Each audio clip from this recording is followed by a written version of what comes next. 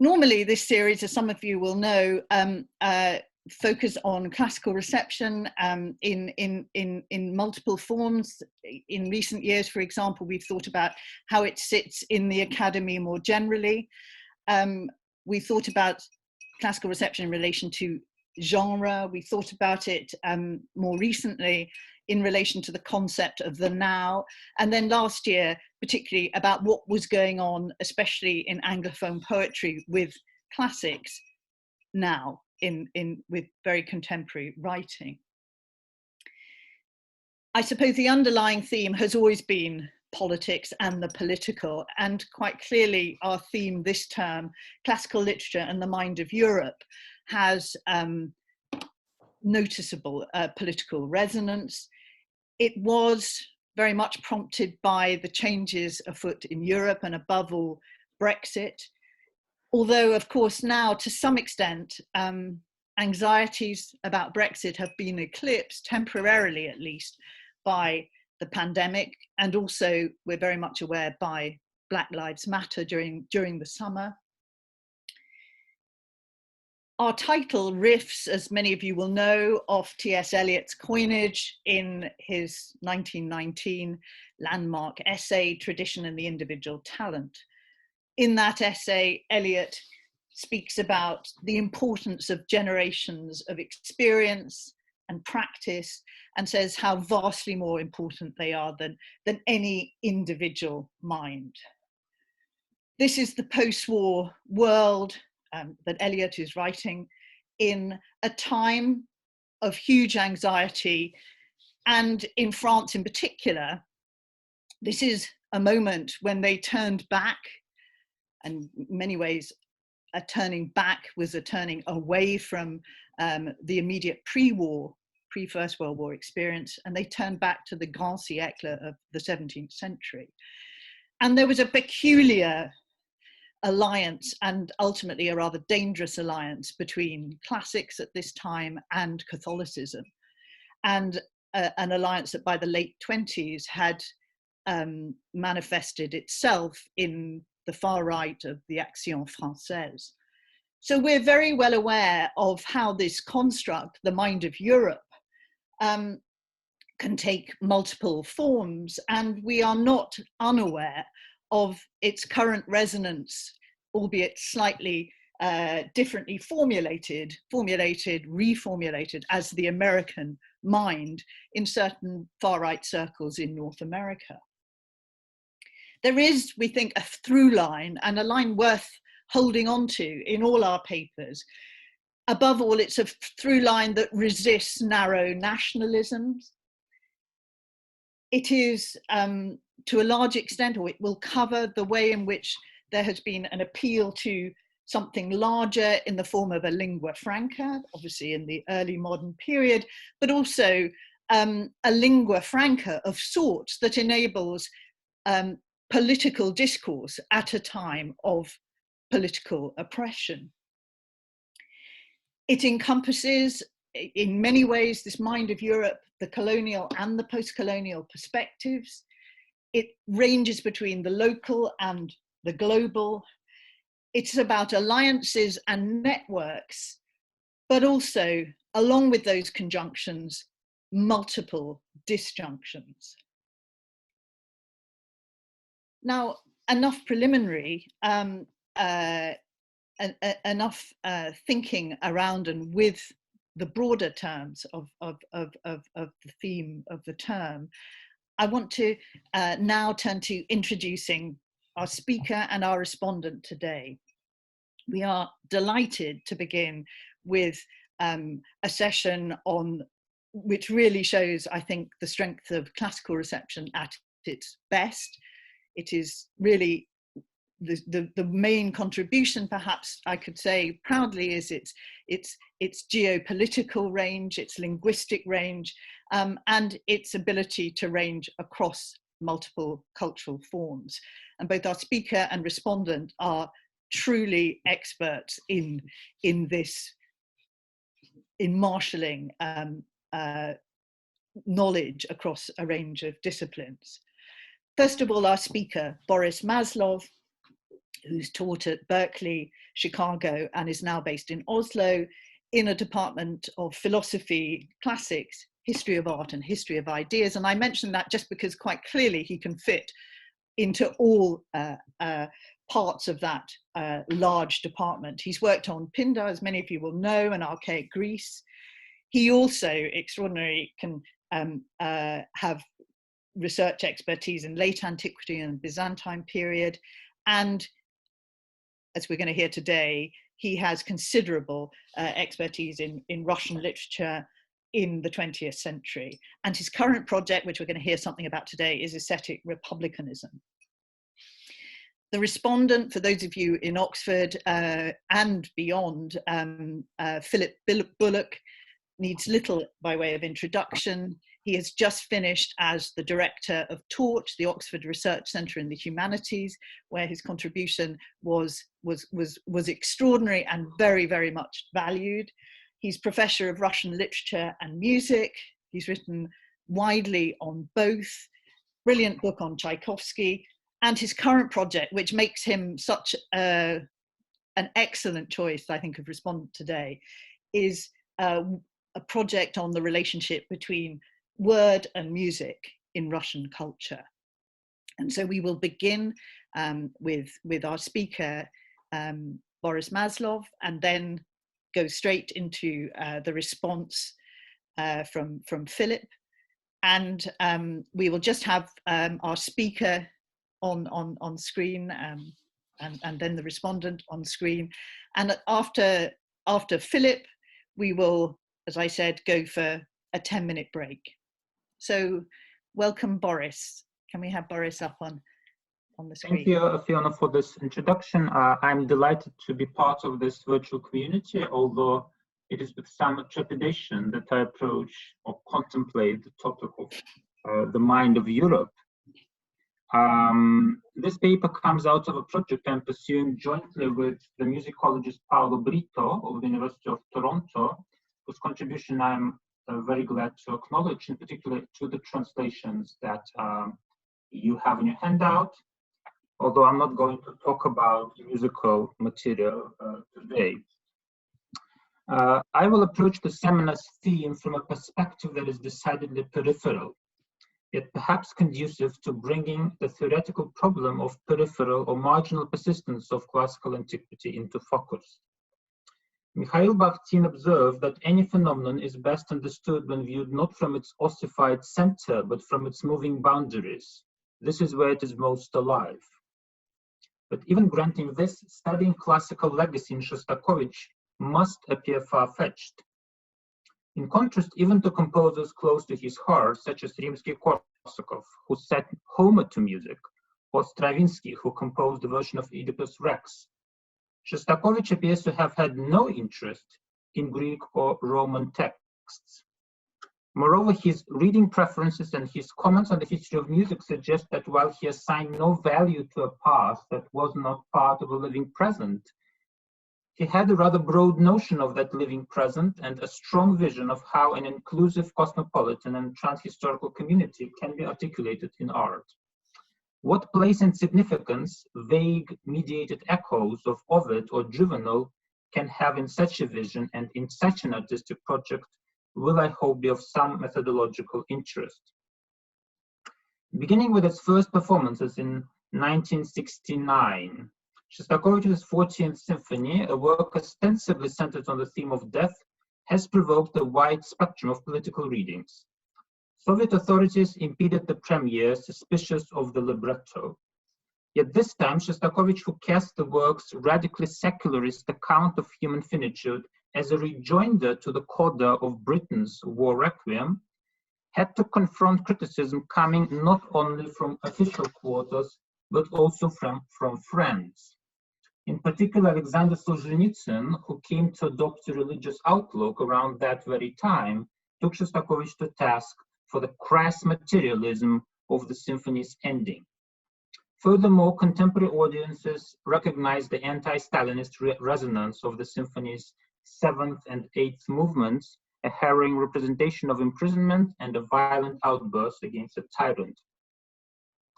The 14th Symphony is perhaps the most daring engagement with the European lyric tradition in 20th century music.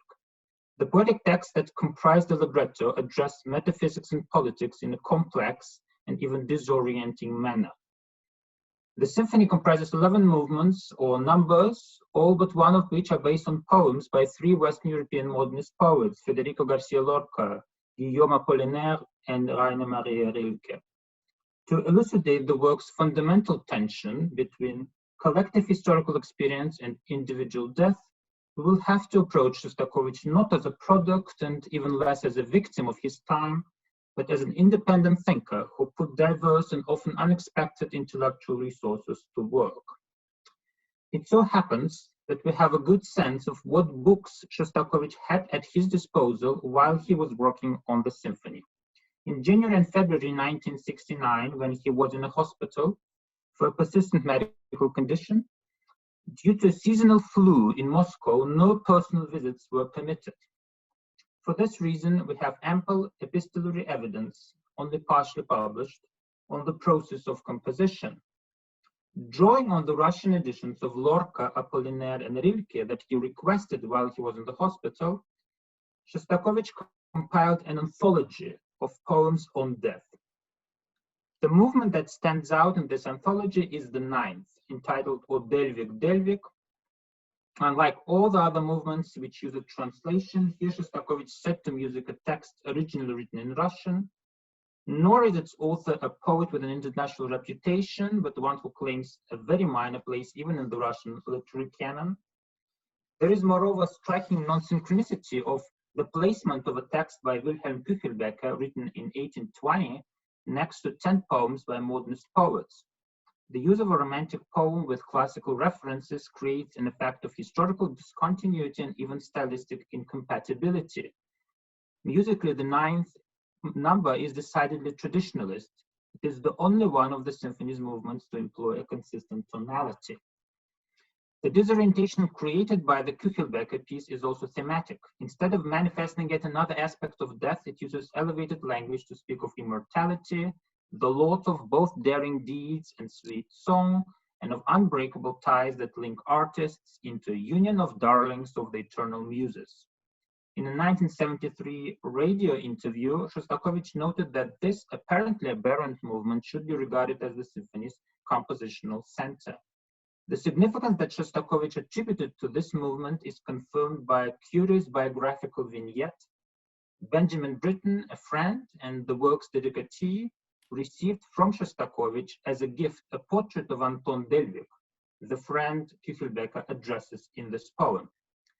So at the very heart of this pessimism-ridden symphony, the reality of death is undermined through an appeal to friendship, by a voice both estranged as a relic from the past and iterated by Shostakovich's dedication of the whole work to Britain. To make sense of this complex gesture, let us have a closer look at Küchelbecker's text, which is in fact an excerpt from a poem entitled Poets, and you can find this excerpt on your handout.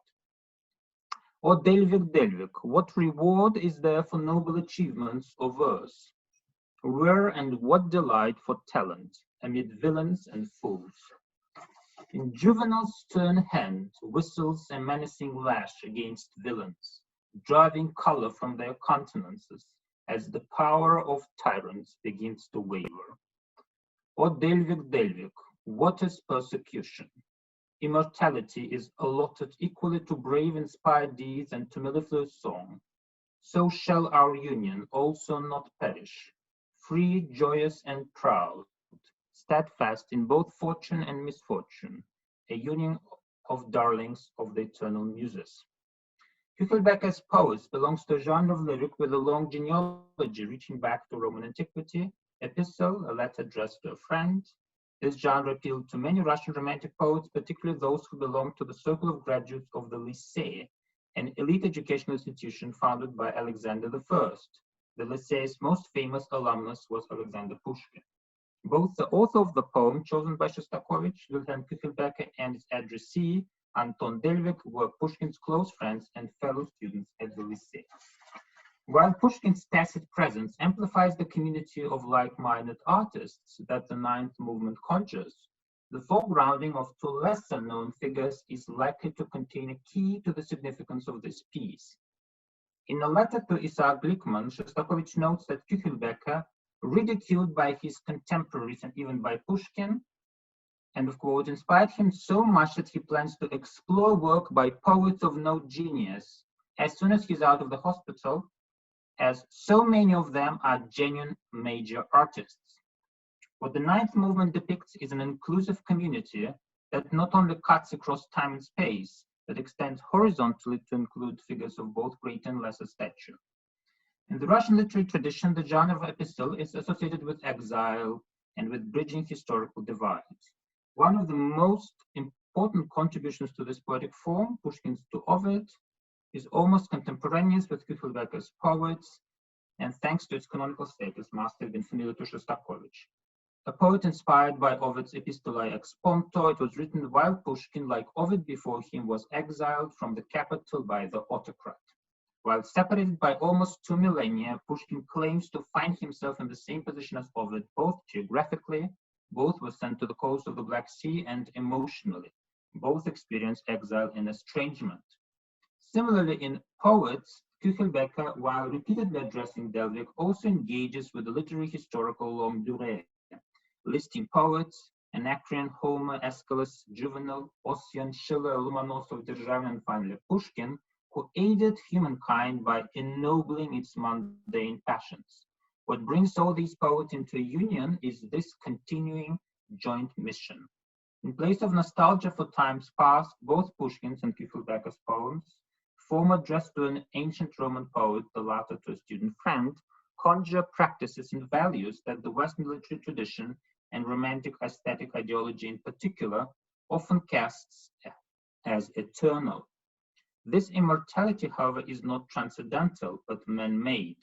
It is a quality of ideas and ideals, institutions and writings, all of which persist beyond the span of individual human life, inasmuch as they can inspire continuators and imitators. Hannah Arendt has traced this concept of earthly immortality to Greco-Roman antiquity, arguing that while generally understood in the modern period by analogy with the permanence of great art, it can also be instantiated by political entities that are in the spirit of classical republics held in common, perpetuated as a shared legacy. But whereas artistic achievement, following Horace's non omnis moria, is often thought to ensure the immortality of individual authors, republics, in accord with the word's etymology, are ever renewed collectives of like-minded fellows. Similarly, the union of artists envisioned in Küchelbecker's poem must be recreated anew, as it is recreated by the 14th Symphony, which forges an unlikely situational community of German, French, Spanish, and Russian poets and a British and Soviet composer. Two other significant members of this community, however, have yet to be named. We cannot be certain that Shostakovich was aware of the original title of Küchelbecker's poem, or even that he read the poem in its entirety. The excerpt he used includes only 16 of the poem's 213 lines and is a composite of several fragments. Most notably, the resulting text is much more obviously dissident than the original poem. The juxtaposition of lines describing the effect of Juvenal's verse on the power of tyrants and the concluding address to Delvig Water's persecution leaves no doubt that poetry is first and foremost a tool of struggle against autocracy, which in turn presents the greatest threat to art. By contrast, Küchelbecker's actual poem presents an account of poetry's benign influence on humanity, according a far lesser role to politics. Poetry's antagonists are lowly affects, which lyric, since Anacreon has worked to ennoble, fetters of social convention, which Homer's epic teaches us to shed, and moral depravity, punished since the times of Aeschylean drama. The three literary kinds, lyric, epic, and drama, thus exert an influence that is not expressly political. Juvenal satire is but one episode in this long narrative of the progress of poesy. Admittedly, for Pushkin, Juvenal and Ovid are perhaps the two most politically relevant classical poets. Juvenal and his Lash are mentioned in 4 of Pushkin's poems, including Eugene Onegin, where the otherwise minimally educated protagonist has just enough Latin to chat about Juvenal. Since Juvenal was viewed at the time as an earnest oppositional poet, this phrase is a covert reference to political dissent, or at the very least, to Onegin's discontent with the government. In short, by singling out Juvenal, the excerpt used by Shostakovich completely occludes the generally quietist message of Küchelbecker's poem, instead stressing art's confrontation with power. We know, moreover, that this excerpt was not created by the composer, but borrowed by him from Yuri Tynyanov's 1925 biography of Küchelbecker, entitled Küchler, which we know Shostakovich was reading while in hospital. Yuri Tynyanov, one of the Russian formalists and a consummate historian of Russian literature, was a personal acquaintance of Shostakovich's. They met in the late 20s. Shostakovich followed Tynyanov's method of literary montage in his opera The Nose. We also have a record that in the early 70s, almost 30 years after Tynyanov's death, Shostakovich spoke at a dinner table at length about his theory of historical interval, a period that its contemporaries mistake for a time of inertia, but in which new artistic forms develop unseen. For Shostakovich to be reading Tynyanov's most celebrated work, Küchler, while working on the 14th Symphony under quarantine, meant entering a conversation with someone whom he had known and whose ideas he held dear. Viktor Shklovsky described Tynyanov's novel Küchler as a miracle of resurrection, since before its publication, Küchelbecker had been virtually forgotten. Tynyanov wrote a biography, not of a minor poet, but of a Decembrist, one of the group of members of the nobility who led regimental troops in revolt against Nicholas I in 1825. In reprisal, 5 leaders of the conspiracy were hanged, with many other exiled. Küchelbecker spent several years in prison before being allowed to move to Siberia, where his life ended in illness. For Yuri Tynyanov, as well as for Shostakovich as his reader, Küchelbecker's involvement in this confrontation between a Republican-minded elite and a despotic government was an occasion to reflect on radical politics in relation to artistic expression. Tynyanov's quotation from Küchelbecker's poets comes in one of the novel's early chapters, in a fictional scene in which the director of the lycée, Yegor Engelgart, is in a state of anguish about the radicalization of his former students. So I'll read part of this quotation. The Tsar was vacationing in Tsarskoye Selo, it's on your handout. Following Miloradovich's report, he went out into the garden and there happened upon Engelgart. His facial expression was pinched and cold. He summoned Engelgart and told him, Pushkin will need to be exiled to Siberia. He has inundated Russia with outrageous poems, which the youth are all recite from memory. He behaves most insolently. Engelgart was horrified and immediately wrote letters to Delvig and to Küchler, imploring them to have nothing to do with Pushkin. Prudence, kind Wilhelm, wrote Engelgart. He felt terribly apprehensive, but wasn't quite certain on whose behalf, the Lycée's or his own. Pushkin was exiled in May, though not to Siberia, but to the south. Kind Wilhelm, for his part, comforted Engelgart. In June, Igor Antonovich opened the new issue of the Zealot for Enlightenment and Good Works, a respectable journal, and was pleased to find confirmation that Küchler was keeping at work, even in summertime. In a conspicuous place, a poem by Küchler titled Poets was printed. Igor Antonovich put his glasses on and began reading. As he read, his mouth opened more and more agape, while his forehead was gradually covered by sweat. Küchler wrote, and then our excerpt follows. At the end of this quotation, Engelgart reflects, how could the sentence have let this pass? How could the paper bear its burden? Küchler is doomed, and so what? But the Lycée, a shadow is thrown on the whole Lycée. The Lycée will perish, no doubt about that. And who is to blame? 2 disorderly creatures, 2 madmen, Pushkin and Küchelbecker. Engelgart removed his glasses, carefully placing them on the desk, and pulling a white kerchief from his pocket, buried his face in it and let out a sob. Tynyanov uses Küchelbecker's poet as part of his narrative, making no pretense that the excerpted version is representative of the whole poem. Quite on the contrary, this selection is patently biased. It includes only those fragments that struck its fictional reader, who skims through the publication and pauses only on the lines that contribute to his anxieties and fears. This is the reason why only the most politically risky lines are quoted, and why Juvenal is the only ancient poet mentioned. In this light, Shostakovich's setting of these 16 verses to music emerges as a uniquely peculiar case of intertextual dependence. The composer may have mistaken these lines for short lyric poem. What is at issue, however, is much more than an accidental lapse. Shostakovich used verses that belong to Tynyanov's character, not a romantic poet, and that in Tynyanov's narrative make even a well-meaning bureaucrat tremble, and the fact that the ninth movement may well aim to replicate. The placement of the ninth movement in the 14th Symphony between the attack on the tyrant and the death of the poet is modeled on, or at the very least echoes, the fictional setting of Küchelbecker's 16 lines in Tynyanov's novel. Mediating between Juvenal and Shostakovich is not so much Küchelbecker, but the fictional perspective of a Tsarist bureaucrat conjured by a Soviet literary historian. This mediation results not in a distortion, but rather in an amplification of the image of Juvenal's Lash. Its meaning is made more forceful also by the events that followed. The passage I quoted begins with Alexander listening to Miloradovich's report. The same Miloradovich will be the most senior officer killed by the rebels during the Decembrist uprising, suggesting the long-term implications of discontent among the Lycée's graduates.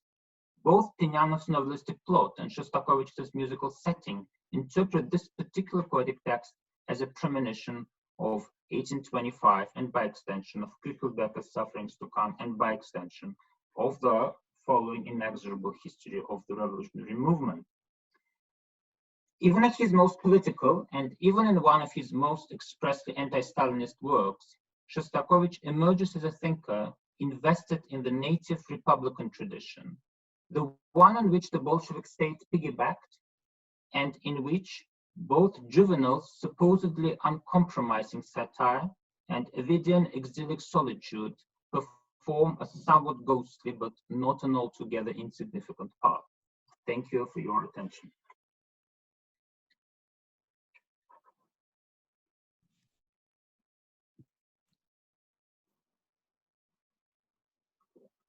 Well, thank you, Boris, for that paper and for the longer written version, which I had the privilege of reading.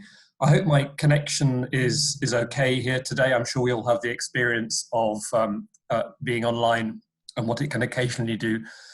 So I have a written version if that's helpful afterwards. And thank you for the invitation to be discussants. It's a real privilege to be part of this classical reception seminar. So thank you, Boris, for this very thoughtful, erudite paper, which sheds original light on a masterpiece by Shostakovich, and certainly one of the greatest works of the late Soviet period. I admire two things above all about the argument and its method.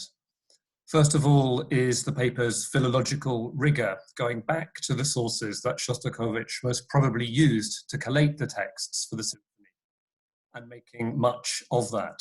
I, like many, had assumed that the Küchelbecker poem was a lyric, an elegy, a standalone piece, and had made interpretative claims on that basis.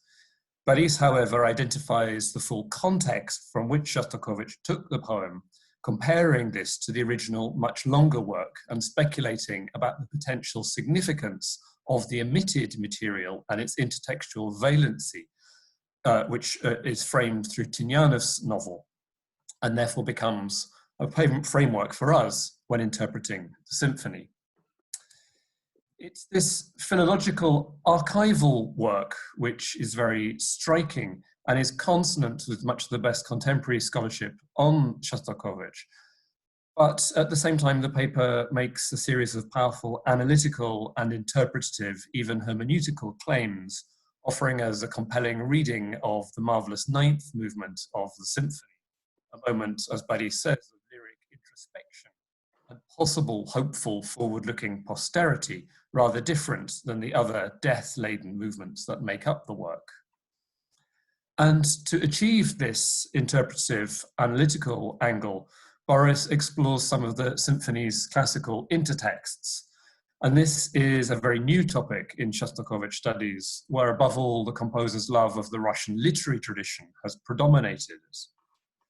This helps liberate Shostakovich from an arguably narrow or indeed Russian or Soviet context, and helps situate him more productively in a fuller, richer dialogue with European poetry and culture, cemented, of course, by the work's dedication to Benjamin Britten. We have Rilke, Lorca, Apollinaire, and elements of the classical tradition as mediated through the Russian Küchlebäcker. This becomes a cosmopolitan republic of letters existing outside of any particular temporal or geographical community. And I think that's an important intervention to make in Shostakovich studies at the moment. And it sits very well in this seminar series devoted to the mind of Europe. I'm glad Shostakovich can be part of that mind. So I have two questions. My first is rooted in Shostakovich studies and my field and the context of late socialism. How much we need to bring to bear some of those questions when thinking about the symphony, because these are linked to questions of poetry and power and the civic role of the artist as it was lived and experienced by many people in the post-Stalin period. As is well known, Shostakovich suffered greatly under Stalin, first in 1936, when his opera Lady Macbeth of Mtsensk was banned. He was attacked again in 1948, when a number of composers came in for criticism for formalism. But at the same time, and this is an aspect of Shostakovich's life that's become very prominent in recent scholarship, he was well rewarded with Stalin prizes, other state prizes, a professorship at the Moscow Conservatory, large number of official commissions, and indeed a good deal of material wealth. Now, after Stalin's death, this kind of relationship might be thought to have changed. But Shostakovich, in fact, surprised many people by joining the Communist Party in 1960, at a time when many people thought this was not strictly necessary. He took on leading administrative roles in the Union of Composers. He even served as a deputy in the Supreme Soviet. And these acts triggered a very hostile series of reactions on the part of many intellectuals, writers, especially Shostakovich's habit of signing party letters without reading them, most famously signing a denunciation of the dissident physicist Sakharov. Stylistically too, Shostakovich in the immediate post-Stalin era was seen as a conservative, or at least not as a radical. He was seen as someone still loyal to the practice of socialist realism in the symphonies which followed from this period 10 to 13. And so we have a double rejection by a younger generation of composers and artists who saw Shostakovich as compromised politically and compromised aesthetically. And it's in this context that the 14th Symphony was so powerful, because it is a double attempt on the part of Shostakovich to reinscribe himself precisely into a more radical, even dissident stream in 1969. This was a moment in which he was faced by increasing ill health and was contemplating questions of his own mortality and posterity. And he addressed these questions both politically, as we've seen in his choice of texts, but also musically in the musical language of the 14th Symphony, which is far more experimental and avant-garde than anything he had written for a long time. As I said, my first question is therefore to do with what extent we need to bring in this context into what is at the moment a largely immanent or intertextual reading of the work. How can Boris's ideas about dissent, opposition to the state, and aesthetic republicanism be measured against Shostakovich's awareness of what others were saying about him throughout the 1960s? In the longer written version of this paper, Boris treats friendship very nicely, but how does this map onto the context of the 1960s and 1970s, and onto the mentality of a composer profoundly scarred by his experience of Stalinism? Now, my second question is to do with the classical tradition. And here I am on very weak ground as I have no training in this field. And my work on reception is primarily on the Anglo-Russian scene. I enjoyed in the paper Boris's treatment of Juvenal. Of course, as a satirist, this works well for what we know of an important side of Shostakovich's character, which is often treated in terms of irony and satire, acerbic wit, pointed at rulers and failings in human nature. But it also helps us think through Ovid and notions of exile and political repression, whose resonances are obvious enough in this context. But in the longer written version of this paper, Boris also cites Horace's line, non omnis moriar, and I wonder whether this, in fact, provides another key to the work. It comes, of course, from Exegi Monumentum, and we can see that the symphony's meditation on death, poetry, and posterity might all well be understood as a kind of self-constructed monument, one that is very different from official state prizes and honors. And this makes me wonder whether Horace runs more deeply through the symphony, not least because all Russians know by heart Pushkin's paraphrase of Exegi Monumentum, «Я памятник себе воздвиг нерукотворный». Shostakovich's dialogue with the classical tradition is, as Boris has shown, not direct. It's mediated through the Russian romantic cult, the poet as an outcast, as a prophet. And I wonder whether that's a prism for seeing the symphony more generally, and in particular, the ninth movement.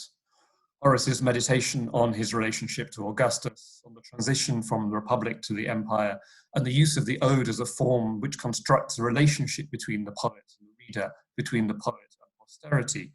Well, these are central themes in Pushkin's writings, especially after 1826, when he was brought back to St. Petersburg by Nicholas I after the Decembrist uprising.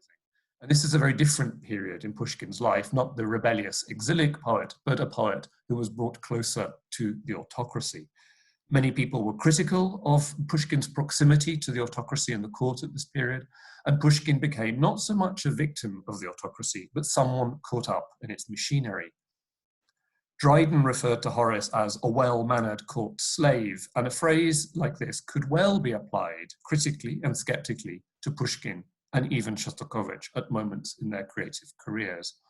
So perhaps thinking about the symphony, not just in terms of lyric or elegy or even epistle, but particularly this Horatian odic legacy might help unpack some of Shostakovich's complex meditations on art and power, as well as on life and death. But thank you, Boris, for the paper. Thank you for listening to the audience. I'm incredibly looking forward to your questions and comments, which will, I'm sure, make much more sense of my very inchoate responses. Thank you.